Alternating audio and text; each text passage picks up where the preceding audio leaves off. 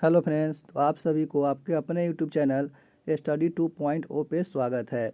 तो फ्रेंड्स, इससे पिछले वाले वीडियो अगर आप लोगों ने नहीं देखा है तो इससे पिछले वाले वीडियो को आप लोग देख लीजिए। तो चलिए हम शुरू करते हैं। आज का नोट्स क्या है हमारा। सबसे पहला है कि जीन की खोज किसने किया था।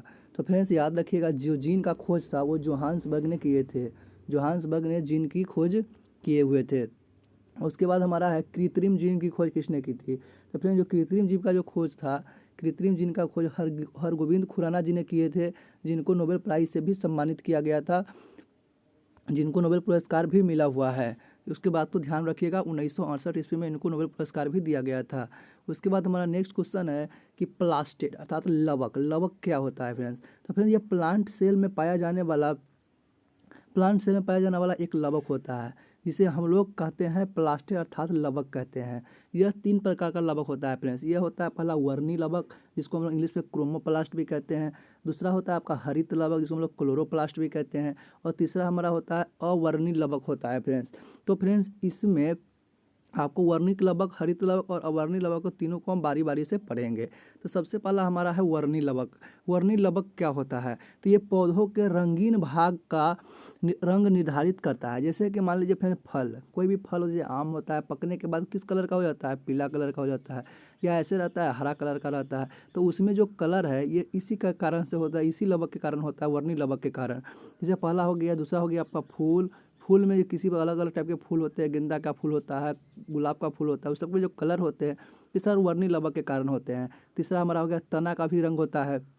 चलिए उसके बाद अगला हमारा दिया हुआ है, यहाँ पे सबसे पहला दिया हमारा टमाटर का लाल रंग। तो फ्रेंड्स टमाटर में जो लाल रंग होते हैं वो किस कारण से होते हैं। तो टमाटर का जो लाल रंग होता है वो लाइकोपीन के कारण होता है। तो इस बात को आप ध्यान में रखिएगा कि टमाटर में जो लाल रंग होते हैं वो लाइकोपीन के कारण होते हैं। दूसरा आपका है नारंगी का पीला रंग। तो नारंगी में जो पीला रंग होता है वो कैरोटीन के कारण होता है, कैरोटीन के कारण होता है। तीसरा हमारा है गाजर का लाल रंग। तो गाजर में जो लाल रंग होते हैं वो एंथ्रोसाइनिन के कारण होता है। उसके उसके बाद अगला आपका है आलू का हरा रंग। तो आलू में जो हरा रंग होता है वो सोलेनिन के कारण होता है फ्रेंड्स। उसके बाद गेंदा का जो पीला रंग है वो जेंथोफिल के कारण होता है। तो इसको भी आप याद रखिएगा। उसके बाद हमारा नेक्स्ट क्वेश्चन सब है, ये हमारा है कि हरित लवक। हरित लवक क्या होता है। तो ये पौधों के हरे भाग में होता है, इसी में क्लोरोफिल पाया जाता है फ्रेंड्स। इसको बात को आप ध्यान रखिएगा, ये जो पौधा का जो हरा भाग होता है उसी में हरित लवक होता है। हरित लवक को हम लोग क्रोमोप्लास्ट भी कहते हैं, ठीक है। बस इसके अंतर्गत जो होता है क्लोरोफिल पाया जाता है, ठीक है।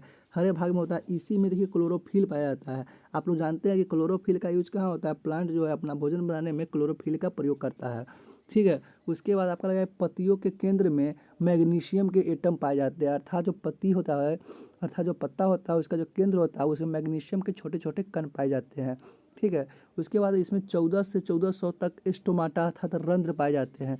इस पत्ता में देखिएगा फ्रेंड्स, आप गौर से देखिएगा, वो उसमें छोटे छोटे छिद्र होते हैं जो 14 से लेकर के 1400 तक हो सकता है। इसे इंग्लिश में हम लोग स्टोमाटा भी कहते हैं।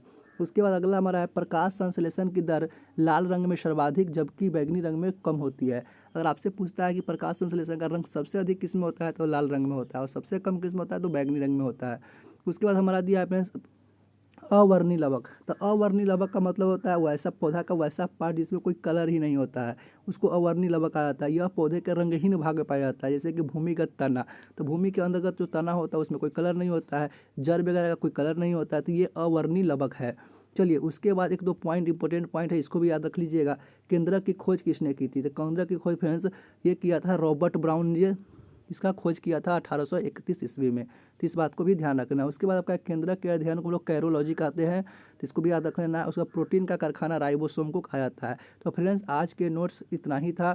चलिए उसके बाद हम लोग पढ़ेंगे नेक्स्ट वीडियो में।